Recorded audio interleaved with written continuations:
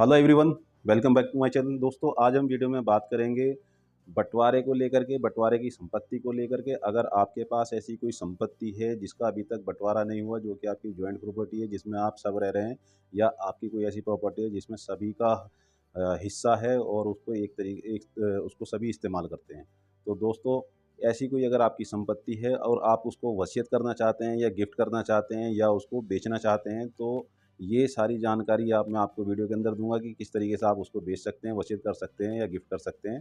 तो वीडियो को एंड तक जरूर देखें दोस्तों। वीडियो पसंद आए तो दोस्तों वीडियो को लाइक और शेयर जरूर करें। दोस्तों, अगर आपकी कोई ऐसी संपत्ति है जिसका बंटवारा अभी तक नहीं हुआ है, पहले तो सबसे पहले मैं यहाँ आपकी बात क्लियर कर देता हूँ कि एक जॉइंट प्रॉपर्टी होती है, एक होती है एंसेस्टर प्रॉपर्टी, पैतृक संपत्ति, या आप उसको पुश्तैनी जायदाद भी कह सकते हैं। अगर ऐसी कोई संपत्ति है जिसका अभी तक बंटवारा नहीं हुआ, तो आपकी सबसे पहले तो आपको ये पता होना चाहिए कि आपकी वो पैतृक संपत्ति है या जॉइंट प्रॉपर्टी है। तो पैतृक संपत्ति जो होती है, जो एंसेस्टर प्रॉपर्टी होती है, वो होती है आपके जो परदादा होते हैं उनके नाम पे अगर वो संपत्ति होती है, तो वो हमारी प्रॉपर्टी जो कहलाई जाएगी वो एंसेस्टर प्रॉपर्टी यानी कि पैतृक संपत्ति कहलाई जाएगी।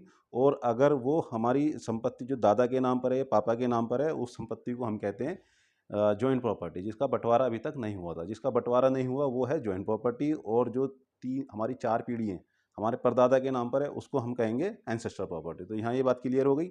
अब बात करते हैं कि अगर आपकी जॉइंट प्रॉपर्टी है तो आप उसको किस तरीके से वसीयत कर सकते हैं। तो मैं आपको एक बात यहाँ क्लियर कर देता हूँ कि हमारे जो हमारा कानून है, कानून के हिसाब से हिंदू सक्सेशन एक्ट जो बना हुआ है 1956 में जो बना था, उसमें सेक्शन 30 में हमें इस चीज़ की पावर मिलती है कि अगर हमारे पास कोई प्रॉपर्टी ऐसी है जिसमें हम कैपेबल हैं, जो हमारा शेयर है उसको हम वसीयत करना चाहते हैं, तो हम उसकी वसीयत कर सकते हैं। लेकिन वसीयत किस तरीके से कर सकते हैं? मान लो कि आपके पास 400 गज का प्लॉट है, आप 4 भाई हैं, तो आपका सबका जो हिस्सा बना वो 100-100 गज का बना।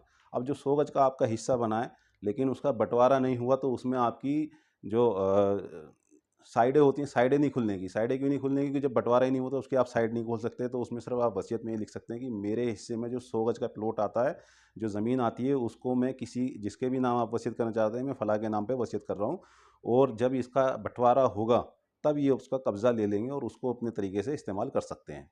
ये हो जाता है वसीयत, विल, जो भी आप करना चाहते हैं, इस तरीके से आप इसको कर सकते हैं।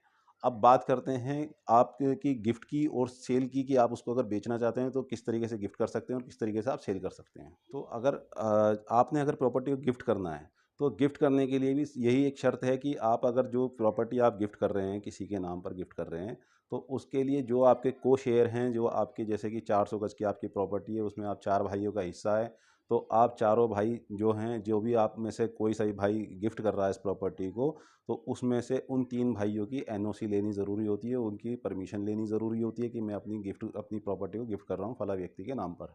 तो ये इस तरीके से आप उसको गिफ्ट कर सकते हैं, जिसमें समय-समय पर सुप्रीम कोर्ट ने भी अपनी कई जजमेंट में इसका हवाला दिया है। अब बात करते हैं कि सेल की। अगर आप अपनी ऐसी जॉइंट प्रॉपर्टी को सेल करना चाहते हैं जिसका अभी तक बंटवारा नहीं हुआ है, उसमें आपकी जो साइडें क्लियर ही नहीं हुई कि कौन सा हिस्सा किसके पास है, तो उसको भी आप सेल कर सकते हैं। उसको सेल करने के लिए भी आपको सबसे पहले अपने जो भी को-शेयर हैं, जो आपके भाई हैं, जिनका भी उसमें हिस्सा बनता है, उन सबसे एक एनओसी लेनी होती है। एनओसी होती है नो ऑब्जेक्शन सर्टिफिकेट, जिसको जिसको लेना आपका ज़रूरी हो जाता है, क्योंकि अगर आप नहीं दोगे तो कोई सा भाई उसमें कोर्ट में जाके खड़ा हो जाएगा कि इसने हमसे बिना परमिशन के उस प्रॉपर्टी को बेच रहा है, जबकि हम उस प्रॉपर्टी को खुद भी खरीदना चाहते थे। तो यहाँ पे एक बात और है कि अगर कोई ऐसी प्रॉपर्टी होती है जॉइंट प्रॉपर्टी, तो उसमें घर वालों की, जो उस घर में रह रहे होते हैं, उनसे परमिशन लेनी भी ज़रूरी होती है कि भाई मैं अपना ये हिस्सा बेचना चाहता हूँ, या तो इस हिस्से को आप खरीद लो, नहीं तो मैं इसे किसी भारी व्यक्ति को खरीद बेच रहा हूँ। तो वहाँ पे वो लोग उसकी जब कह देते हैं कि भाई हमें हमें इसकी ज़रूरत नहीं है, तो आप बाहर बेच सकते हैं, तो इसकी उस चीज़ की एनओसी आप ले सकते हैं। जब आप उनसे एनओसी लेते हैं, एनओसी नो ऑब्जेक्शन सर्टिफिकेट जो होता है, कि उसमें किसी को भी किसी तरीके का ऑब्जेक्शन नहीं होता, कि वो कल को ये कोर्ट में खड़े होकर के नहीं कह सकते कि इसने हमारे से बिना पूछे अपने हिस्से को बेच दिया।